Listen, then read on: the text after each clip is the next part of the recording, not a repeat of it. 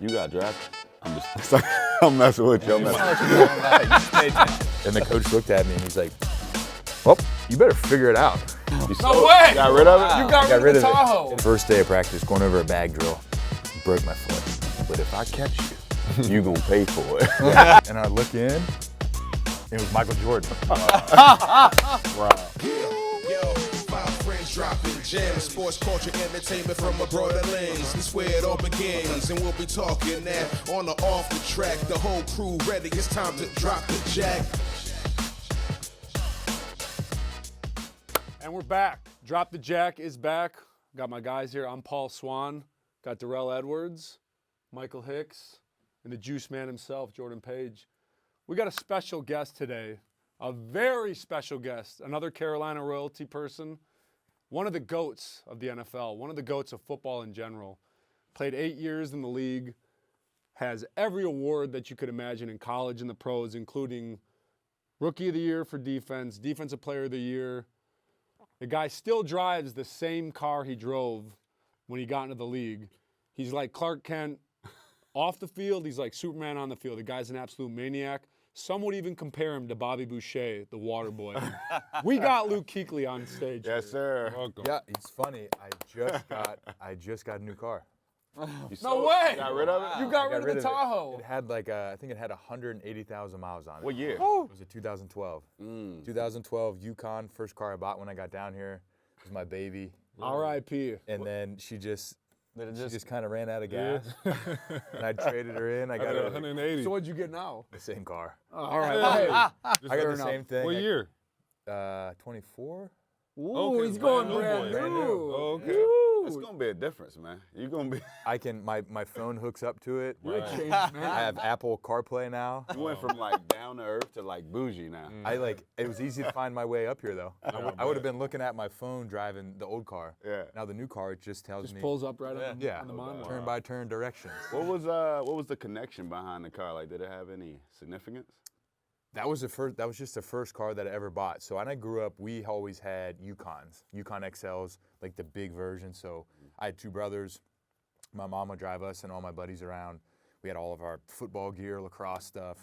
So then that was all we ever had growing up. And I was like, you know what? That's what I want. So I got down here, and first thing I bought was a 2012 Yukon.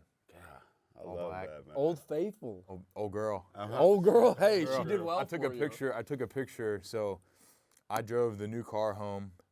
I drove the old car home, parked it in my front driveway, and then they brought the car from the dealership. They had to do something with it, and then I had to watch somebody else drive my car Oh man. It's got to be tough. off out of my driveway. I watched it go all the way down the road until it turned left, and that Luke was was it. like, No! All the memories. all the gone. memories, but hey, that's just how it goes. well, Hey. let's dive right into it, man. What was young Luke like? Talk a little bit about that. How'd you grow up? Yeah, so I grew up in Cincinnati, Ohio. I have two brothers. I got an older brother, younger brother. My older brother is 18 months older than I am, so I always played everything with him. His name's John. So basketball, lacrosse, football, we all played that together. My brother's 7 years younger than I am, so we didn't ever play sports together, but we were all super close growing up. And my parents were always at games. That was one of the things I remember about being a little kid. My dad worked a lot, but he was always at games and would pick us up from practice, take us to practice in the morning. My mom took care of everything. She made the best lunches ever. Ever. What was in those What's the lunches? special? So you had like a main meal. So you had, like, she would make us burritos, and then you had a little side of rice, and then you had fruit, and then you had like some sort of like little snack thing, like fruit snacks. Yeah. Any cosmic brownies? Yes. Maybe No, for we dessert or didn't. something? No, we Nah, didn't you were, do that. You're too. I had to trade to get that stuff. So, and then my mom made really good sandwiches. So it wasn't just like bread, cheese, meat, mayonnaise. It was like wheat bread toasted with lettuce, tomato, bacon. Toasted. You had a spread. Like turkey, ham, mustard on it. So it was like I could walk into the cafeteria and people would be like, "Hey, you want to trade?" I'm like, "No." No. Right. My No. mom's food's better than Yeah. anything else that you guys could come up with. So you being a physical specimen has always come back to mom. Oh yeah, mom, dad, Thank you, mom, for that. mom's the best. Shout But yeah, out she to was the mom. great. She made us breakfast, and I didn't understand how hard that was until you live by yourself. and you're like, man, like, how bad do I want to eat breakfast Right. today? Yeah. Right. I meal prep, so that's how I, Yeah. get around that. But you start to realize as you get older how much, like, dang, she spent a lot of time, like, Yeah. getting groceries, Yeah. chopping everything up, cooking it, putting it on the plate, cleaning it all up. And then, all right, well, now that was breakfast. Now there's going to be, she has to make lunch, and then she's going to have dinner. Yeah. Were there any phone calls like, Mom, I appreciate everything you did, but you did set me up for failure because now I'm on my own.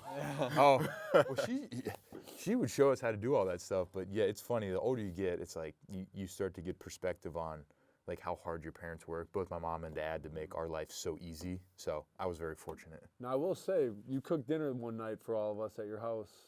Me and Mario Yeah, came over. and my your mom came. My mom came over, and you had a spread. You cooked a great dinner for us. Had all the main courses. Had it all set up on the table. It was good. So You recall what it was? I think we had some elk. Was it elk meat? I don't, I think you cooked us some elk meat. We had- whatever it was really good. Yeah, I mean it was phenomenal. It was Whatever it was really he's good. an avid outdoorsman, so it was something Okay. he got and he brought back and cooked for us. I just like eating. Like, Yeah. like you share a meal, like, sharing a meal with people is cool. Yeah, I breaking bread. I never met your mom before. Yeah. It was a great opportunity to do that, Awesome. so it was fun. It's a great you- conversation starter. yes. You played all these sports. Was football your favorite? I love football. You know what? I really liked basketball. I was terrible. Hold on. I liked basketball. My guy. I couldn't dribble. I couldn't shoot. I was good at getting rebounds and Defensive specialist. and boxing out. Yeah. But that's, the older you get, that stuff doesn't really. Doesn't translate to being a good if basketball. it's- if it's- Scottie Pippen, I mean, come on. I mean, There's a little difference between me and Dennis, Okay, all right, hey, Dennis Rodman. Dennis Rodman. If I was Yeah. 6, if I was a little bit taller, then maybe. But I just wasn't very. I loved basketball. I wasn't skilled enough at it. And football, I always loved football though. Was linebacker and defense always the first love? Yeah. I had to play quarterback one time. That was awful. at what level? Fifth grade, sixth grade. Okay. I started playing in 4th grade. I think they tried to have me play quarterback. I think in 6th grade, in a scrimmage, and I rolled out to my right, and I got hit in the back. And I was like, I'm never playing not doing quarterback doing that. I don't hit like. I'll tell you what. I hate getting hit. I don't have a problem playing on defense, but if you intercept the ball, the thing that I always feared was somebody's going to decapitate me. Yeah. Because you don't know where anybody's coming from. Like It swarms. when you play defense, you're like, all right, that guy's supposed to block me. If he doesn't, then he blocks me. Like, now we're good. But if you intercept the ball or you pick a fumble up, it's like there's all those dudes Running are trying for your to life. kill you. They don't know how to tackle really either. So I just run out of bounds And or they're fall pissed down. off too. Or I just fall down. off. Yeah. One of the baddest, meanest dudes in the league's afraid of getting tackled. Oh, yeah. I'm not. Nope. Hey, Don't want to be part of. takes a man to say it. Yeah. Yeah, absolutely. What so you played quarterback and you said middle school, correct? Yeah. You don't really actually know the position that you're going to play, or they dial you in, get ready for college till high school. So Yeah. tell us about how your high school career went. So in high school, my freshman year, first week, so we had like, I went to a Jesuit all boys school, and we had like 1,600 kids at school. So on the freshman team, we had probably 140 kids. Wow. Did y'all label it as like 5A, 4A? We were Division I, so we didn't Okay. have 5A, 4A. We just had And was that the biggest? Division I was the St. biggest. X is So we go it's a 4A, 5A. powerhouse. Okay. So I played my freshman year. I was going first day of practice, going over a bag drill, broke my foot, Oh. Man. and I'm like, dang, well, a good start. So I missed the first couple weeks, and then at that age, you have an A team and a B team. So that way, there's 140 kids. That way, everybody gets a chance to play. So the A game was, the one day, and the B game was the other day. So I started on the B team, and I played outside linebacker.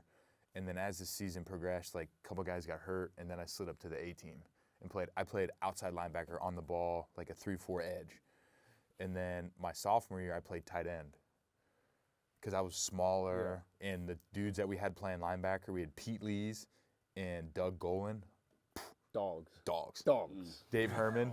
Dudes were just monsters. And the coaches kind of looked at me and they're like, we know you want to play linebacker, but if you want to play, probably not not. gonna be there. That's not gonna Not with these guys. Nah, it's not gonna work. So then I played tight end my sophomore year, and then I remember going into, this was probably the spring of my sophomore year. I'm walking down the hallway. So at my high school, you play freshman on the freshman team. As a sophomore, you play on the JV team.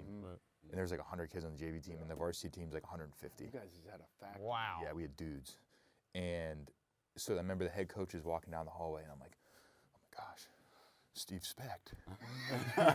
And he's like, hey, Luke. And I'm like, He knows me. hey, coach.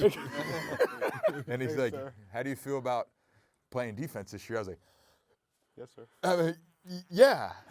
And he's like, you sure? I was like, that sounds good. So then going into that year, my junior year, I played outside linebacker, and then my senior year, I played like a hybrid backer safety. So. So how big were you in high school? Did Yeah, you ever hit a wait. growth spurt or like? Yeah, so it's funny how you remember this stuff. You guys probably remember this too. I weighed 140 pounds as a freshman.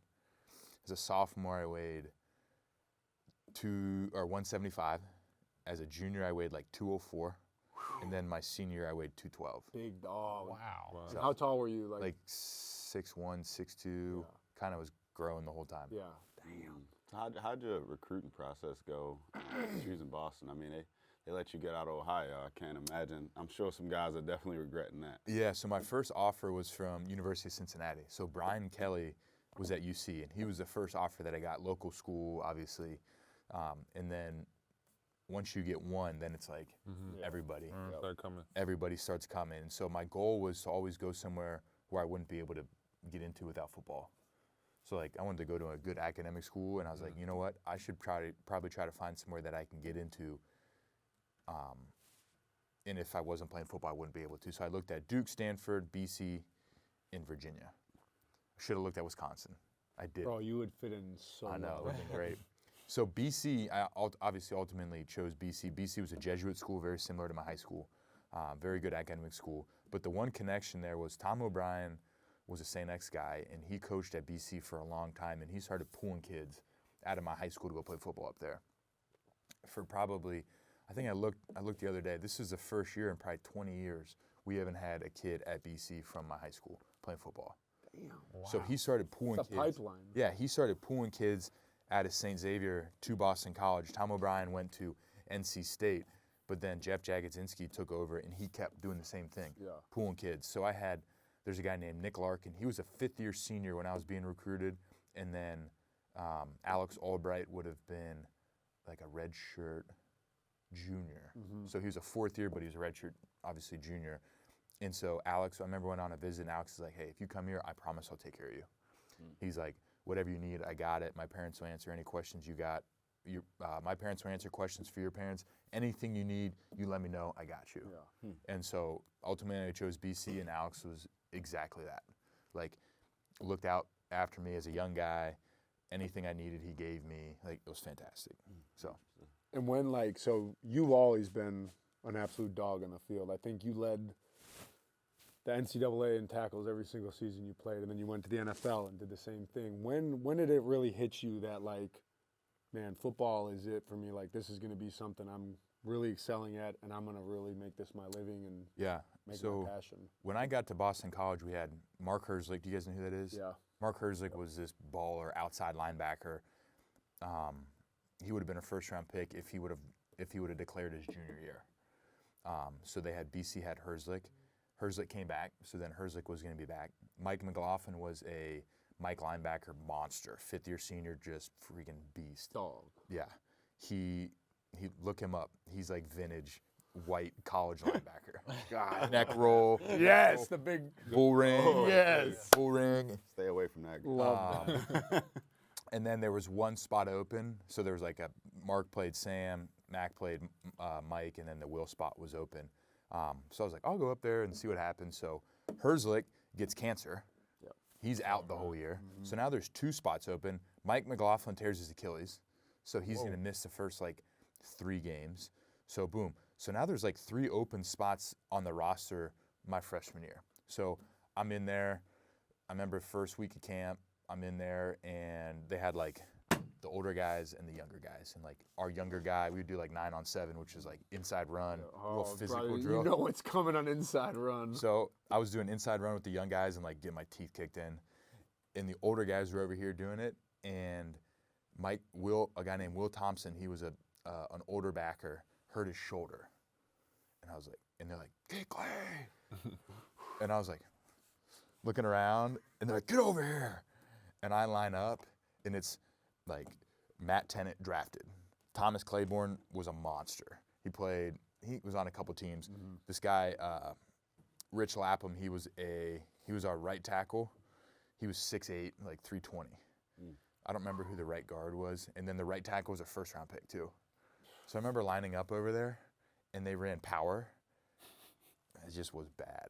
And the coach looked at me, and he's like, well, you better figure it out because you're the only guy that we got left. Yeah, we need you. So going into week 1, Herzlich was out with cancer. Mike McLaughlin had an Achilles. Will Thompson hurt his shoulder. Another guy that was supposed to start. It was like at the point where you're like, I don't even want to play. That's wild. Like, I am scared. I weigh 217 pounds.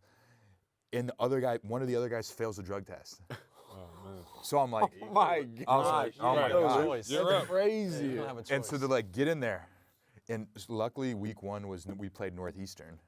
So yeah. I was like, okay, like we can do that. Week 2 we played like Kent State, and then week 3 we played at Clemson at Death Valley, and they had CJ. Dude, they had CJ Spiller, Jacoby Ford. They had this white dude. He was like a defensive end. I've never seen somebody so big. They had Daquan Bowers. Do you guys remember him? Yep. Bowers, yeah. Yep. Remember that dude? Yep. Absolutely. Oh my, I've never seen a human like that in my life, ever. It's like a statue. We didn't have a guy like that on our team. I never saw a kid like that in high school, ever. And I remember just watching him and being like, where am I? Where am I? And that game was, It's eye-opening. it was eye-opening. You're like, oh my gosh. By then, though, did you had 2 games with Clemson? Did you find your groove? Like, because obviously you were just thrown in the fire. That game, I had a lot of tackles. I didn't really feel like I made a lot of plays, but I'm like, okay, like. Now he is, this is the most humble man you will ever meet. Like, so let's take this with a grain of salt. So then, you never know. what happened was, like, I thought I had played well in like the first 3 games. I'm like, I had some tackles. Like, I didn't get beat. Maybe I didn't make any impact plays, but I was kind of holding like my job. Yeah. You're holding your own against Matt comes back to play Mike Backer. I'm like, damn. So they take me off. Somebody else is playing Sam. I can't play Sam. That's not for me. I think Nick Clancy or Dominic LeGrand were the other guys playing Sam. Matt came back to play Mike, and then a guy named Alex DeSanzo was playing Will. So then I was the odd man out. I was like, all right, whatever. And so then I played all special teams. Why not Sam, though? Why did you think Sam? You're in space. Yeah. It's scary. Really? There's many fast guys out there. But you proved in the NFL you can play in space. But it's like, you don't want to be in space. Yeah. Like space, No, I hear space is scary. Yeah, I hear you. I don't want. So I played Mike in college. Yeah, I need to be in the middle. I need to be able to run inside out to everything. But space is scary, so I'm not gonna play Sam. So then I played Will that game, or I was supposed to play Will that game. I didn't really play a whole lot. And then the next week, I think we played Florida State at night, and they were nasty. They were good that year. We had game day at the house. Christian Ponder. Was Jameis Winston the quarterback? No, it was Christian Ponder. Okay. And so then I started at Will that game, and then after my freshman year, I'm like, wow, that went pretty good. It's all right. And then sophomore year kind of came, and then after my sophomore year, I was like, if things go really well my junior year, then there could be an opportunity to keep playing. So. I got to ask your favorite college football moment. Oh. Because obviously you were a stud. That Florida State game, now talking about it, was really cool. It was Florida State, you know. That was cool. It was a first, like Florida State. Yeah. Like, cool. Yeah. You know? When we played, no, this wasn't as cool, but when we played Clemson, everyone had always talked about how loud Clemson is. And they were just starting with Dabo, just starting to get rolling. I think it was Bowden. But then Dabo took over maybe my sophomore year. But they returned, I think CJ Spiller returned a punt for a touchdown. And it was, I've never seen anybody run that fast. And how loud the stadium was, I was like, this is cool. Yeah. That's awesome. So those my freshman year, I think were the first moments where I was like, this is real college football. You know, No doubt. Florida State, Clemson. So Absolutely. pretty cool. Run us through draft night. Run us through that experience. You know, just Where'd you get the fit from? Yeah, everything? paint the picture for us. So I stayed at home for the draft, and I just wore a pair of jeans and like a So that's Luke. a button-down shirt from like J. Crew. That is perfect. Was mom whipping up something that night as well? I don't really. I just know that I was outside playing. I loved playing wiffle ball growing up, so all my boys were outside playing. A couple of my college buddies came in for the draft. Shout out Mike Naples, Mike Kritika. They always bring up that they came. Love that. We were playing wiffle ball outside in the draft started. My mom's like, "Hurry up and get in here." I was like, "Mom, the first like 5 picks are already locked in. Like everybody knows who it is. Like there's no chance that I'm gonna be up there." And then I came in. I don't remember around what pick it was, and then I got the call. I forget. The Dolphins were on the clock, and I got a call from a 704 area code, and it was the Panthers. And they said, "Hey, Dolphins are going to draft Ryan Tannehill. We're going to draft you at 9." I was like, "Sweet." Awesome. Let's go. But you don't know what to. No one preps you for how that happens. You know, like They call your phone. They call your phone, and you just like, all right, answer it, Right. and then they say, "Hey, we're going to draft you here. Congratulations. Say hi to your family, and then call us back in like 10 minutes." What are the nerves Okay. like in that I was moment? gonna Like, say. are you surprised? Are you like, let's go, I'm ready for the league? Are you like, man, I don't know what the league has in store for me? I think a lot of it is you know where you're going to go, right? So I declared for the draft in January, and then I went down to, I trained at IMG, which was sweet. That was one of my favorite. You would have loved it. So I trained down there. So that was January. So you go January, and then February is the combine, and then you have junior days, or you have like official visits in March, and then April. So you go like 4 months without having any idea where your future is going to be. Yeah. So you can't start prepping. You can't be like, all right, well, I'm going to be in one of these three teams. Let me start looking at housing. Right. It's like you don't know until you get drafted where you're going to be. So I remember when I got that phone call, I was like, sweet. Like now I at least know where I'm going to be. But I didn't really know any of the guys on the team, at all, because they weren't on TV in Cincinnati. They were an NFC team. Bengals are AFC. Yeah, all you got was the Fox game, the CBS game. They didn't have the ticket Yeah. back then, Yeah. anything like that. What was the first 24 hours like after that call? So you get the phone call. That's awesome. You give a call. You call the team back, and they're like, "Hey, here's your flight. Like your flight's at 7 in the morning tomorrow morning. Come in." It's that fast. Yeah, bro, it's the next day. It's Yeah. the number one You hear them pick for talk, them. they'll say like, "See you tomorrow" on that call. Like, "See you tomorrow." Yeah. So then you show up down there. They do a press conference. You got drafted. I'm just, I'm messing with you. I'm messing with you. You just pay attention. Hey, I just know stuff. I'm messing with you, bro. I'm joking, bro. I'm paying joking. attention. I'm messing with you, bro. Yeah. So they. Did you? No, absolutely not even close. Right. But go ahead. Finish what you were saying. So then, yeah, you show up down there, and they have your press conference. You talk about that, and then you go meet with the coaches for a little bit. They talk about the defense. You go to dinner. Oh, that's this. You know the Michael Jordan story. Have you heard that story?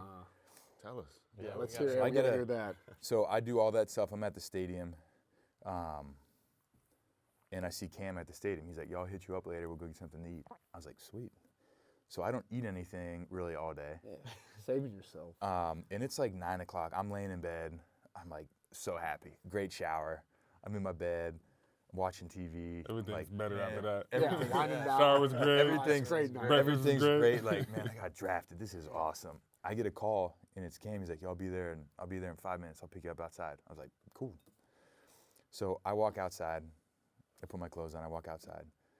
All of a sudden, this car pulls around. It's like a big circle drive at the hotel. A red Ferrari pulls up, and I walk to the Ferrari. I'm like, "Of course, that's Cam." Stops. I look in, like the windows are super tinted.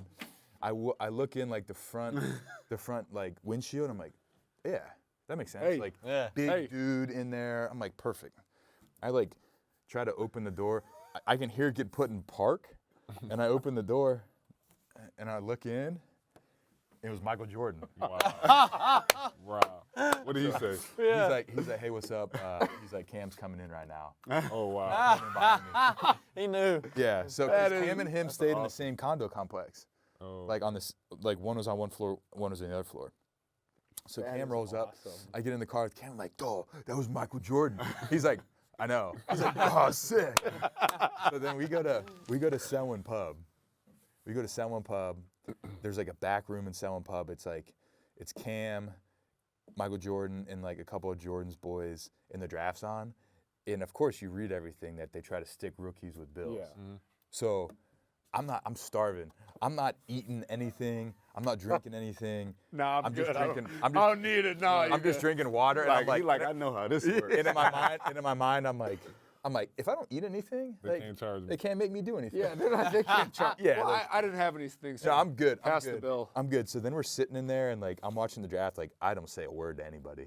I'm just trying to just like get into the corner, and I didn't have to pay for anything.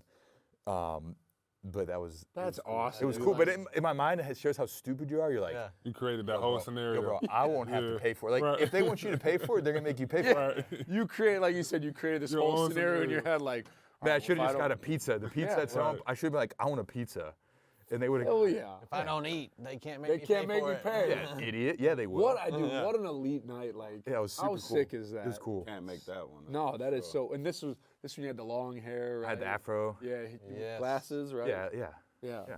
Looked like a dork. Vintage Luke. Yeah, and then I got LASIK, and then I was less cool. So, You talk about Cam. What was your favorite Panthers teammate? oh my. Ooh, that's a good one. You know Yeah. what? We had Some good ones. So I got there in 2012 to 20. I was there in 29. That was my year, 2019. So in our linebacker room, I'll just kind of start in there. So my locker was right next to a guy named Jordan Sen. Jordan Sen played in the league for probably 8 years, primarily on special teams.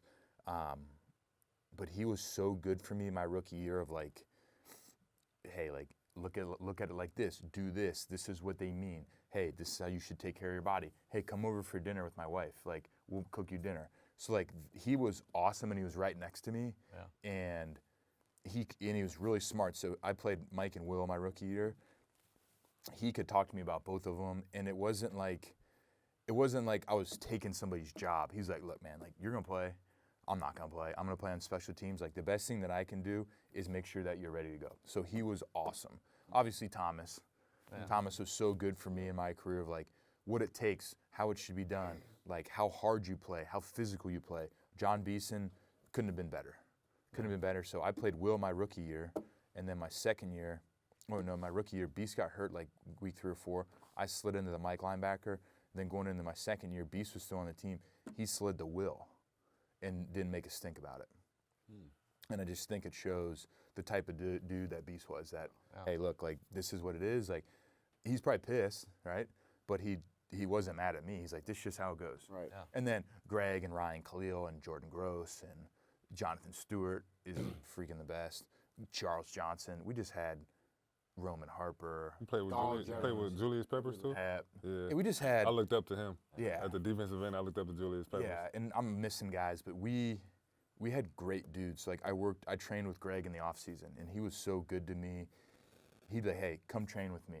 And so then now I get to understand, hey, this is how you train in the off season, training with one of the best players in the NFL, and he shows me everything. Right. And so I just think I got put in a very fortunate situation with the guys that were on the team and them wanting to help me out. So I knowing you, like, I've known you for a few years now, and you know we've become pretty tight and everything. And I know how much you love the game and love football and how much you excelled at it. How hard was it to give it up? And, Yeah. You know that it was over for you, especially. You were the baddest dude on the planet. You were the bat. You are in my mind and a lot of people's minds one of the goats in the game. Like, so how hard was it to give up the game, knowing you were in your prime and how it all happened? I think you just have to be honest with yourself and understand, like, you don't really, a lot of guys don't get to pick how they go out, right? Yeah. Some guys get cut, some guys get traded, some guys, a young guy takes their job. For me, it was like I just kept getting banged up. And I was like, you know what? I've had a great career in a great town, in a great city with a great team. Like, in my heart, I knew I was done. Mm-hmm. And I think, you guys know how it is. If you don't want to do it here, you can't make yourself do it. What was that moment that you figured that out, like, where you was like, yeah, I'm done? I think it was kind of a culmination throughout the season a little bit, especially towards the end of the season. It just grew in your mind? Yeah, just like, man, I can't play how I want to play without something happening. So I was like, you know what? It's not good for me, first of all. It's not good for the team, because if they're expecting this out of me and I can only give them this, then I'm not doing anybody any favors. Yeah. And then it's not fair to the fans of, like, the best player at that position should play in the game. Yeah. And if I'm at 50% and somebody else is better, then they deserve to play. And that's kind of where it got to with me is I knew I was done in my heart, and I understand like it's not good for me, the team, or the fans to keep playing. And so it was a very difficult decision, but I feel like it was very clear in my mind. So mentally, was it a struggle, or because you knew deep down inside it was kind of like, okay, I'm gonna be all right? Like, Yeah, I think it was. I was bummed. Like I wanted to keep playing. Yeah. But I knew it was the right time. So then I think I knew I made the right decision, but then moving forward, I had to figure that part out. Yeah. Like, what am I going to do next? What's going to fill the void of football? What's going to, get me up in the morning? So I'm still trying to figure that part out. Yeah. But It's kind of like an identity crisis. yeah, like, what am I? Like, this is what I've done my whole life. Right. Like, all right, what am I going to do now moving forward? So I think I knew I was done, and then I also knew, like, hey, this next little, chapter is going to be difficult, but I'll figure it out. And what did you figure out about that next chapter that was something that you got into where you were able to take your mind off that and kind of transition into the next stage? Yeah, I think for me is just staying involved with football. Like I love the game. I love the Panthers. I love football, and I love the guys that I played with. So with the radio, it's great because I do it with Jake Delhomme. He played. Anish Shroff is our play-by-play guy. David Langdon's our producer. So you kind of have like a little team there.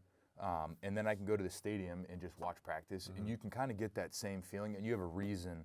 You've got a reason to be at the stadium. And then I do the youth football with Stu and Greg, and that's super fun. Right. You have so much to give to the game. Your knowledge, the way you played the game, the way you studied the game. Like, it's documented everywhere. Like, and it's so fun to watch and fascinating to see. The Instagram videos, like I'll be searching on my Explore feed and something will pop up and we'll share it in our little group we have. It's so cool to see all the behind the scenes stuff of you and how you went about your business in the game, and it's really fun. is. Football's, sports in general are great. Like what you guys do is awesome too. You guys have a team. If you don't do your job, you guys don't succeed. People are relying on you to do your job. You have to practice your job. You got to be in shape. You got to know what you're doing. I think there's something to be said for that aspect of it of, I need somebody to rely on me to do my job. So, Well, I think that's why most of us get into being a pit crew member is because we all played sports and it didn't work out for most of us professionally. So we found another outlet to still be a competitor, be a part of a team, have that locker room atmosphere, and it's special. Yeah, almost. I feel like the way you went out on like your own terms. That's kind of how I look at my NASCAR career. I think I got more years to go, but I definitely want to go out on my own. Yeah. I don't want to be pushed out. I don't want to be like a has-been at that point where I just know I'm not at, the top level anymore. Like I want to go out on my own. So it's cool that you stood on that. You know what I mean? Well, because when you get done, you're gonna know I could do it. I could keep doing this. Like you still got it. That's just what I'm kind of hearing from you. Is like there's gonna be a point where you're done. But then you understand in the back of your mind, like, man, I still got it. I can still do it.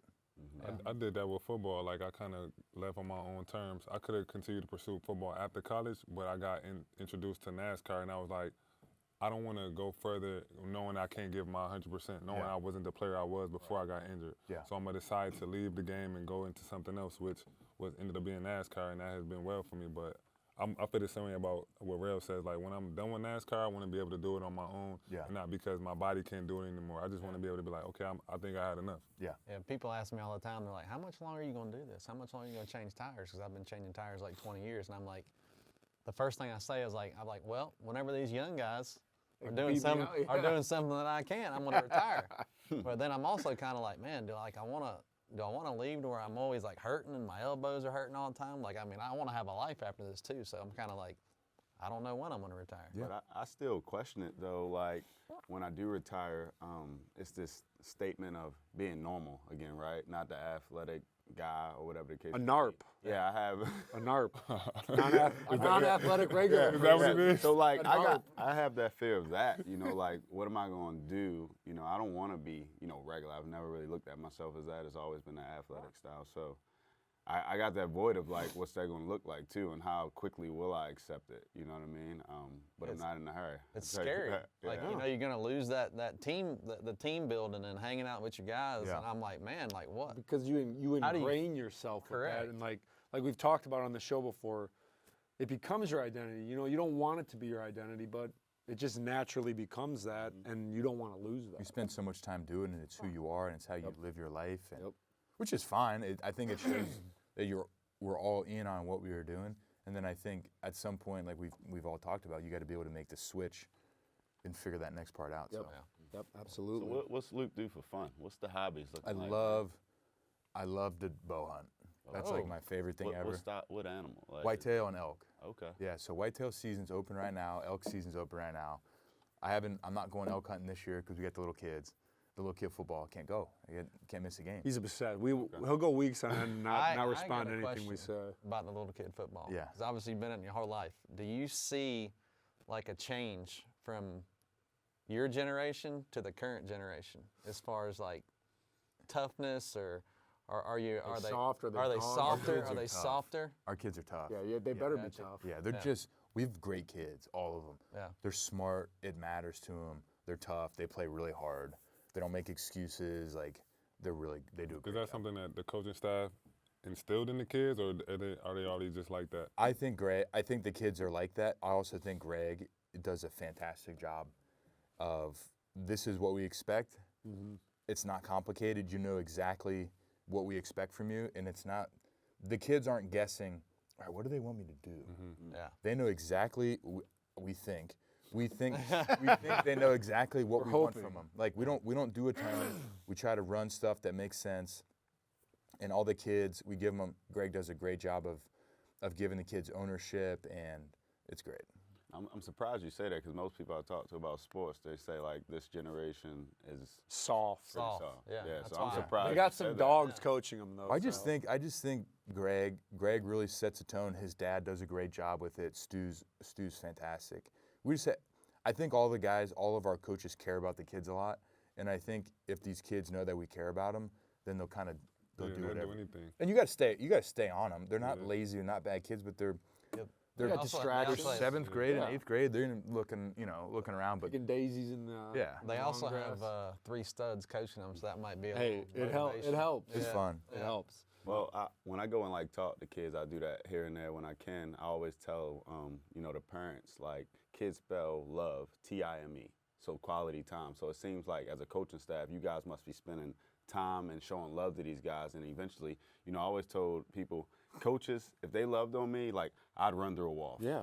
I'd take that charge out on the basketball court. So it sounds like you guys are just showing love and care to those kids. Yeah, they just got. I think the kids have to know who's in charge. I think they have to know what the expectation is, and then they got to know that you care about them. Yeah. And I think if you do that, like if they mess up and boom, hey, we step with our right foot on this play, not our left foot, and then you teach them why. Hey, so you step with your right foot. If that guy runs an inside line stunt, your right foot gives you the ability to be in front of him. And then the kids are like, oh, okay. Yeah, that makes sense. Like, hey, we're doing it for a reason. And then if they do a great job, like Greg's the first guy to be like, hey, great job. What kind of defense we teaching these kids? We do a little bit of everything. A little hybrid. I'm giving a secret. A little bit of hybrid. Season's coming A little up. odd. What We play kind of- a little even. Yeah. Attack defense. Fast, physical to the football. We got some dogs on the defense. yeah. That's what my coach used to say. kind of record? My little league coaches, they are similar to what you're saying. Like they were taught toughness, and I would run through a wall for my coach. And I think I had a lot of real good, influential coaches when I was young. So like that's what made me love football so much. Is that the coaches were so into it. They were like, I had Coach headbutt me with no helmet on. I had a helmet on and he didn't. Like, he straight headbutted me. Like doing stuff like that, it just get you like, yo, he all the way bought in. It just make you want to go out there and do exactly what he Run tell through you a to brick do. wall for Yeah, him. man, they just motivate you in a way where you didn't know you could do the things that they asked until they put that power in your back. That's funny, man. Luke, did you have any like people that you looked up to or wanted to mock your game after, or? I think growing up, I think my parents were my first role models. I was like, I want to be like them. I think they were so supportive of us. They were always there for us. We had everything we needed.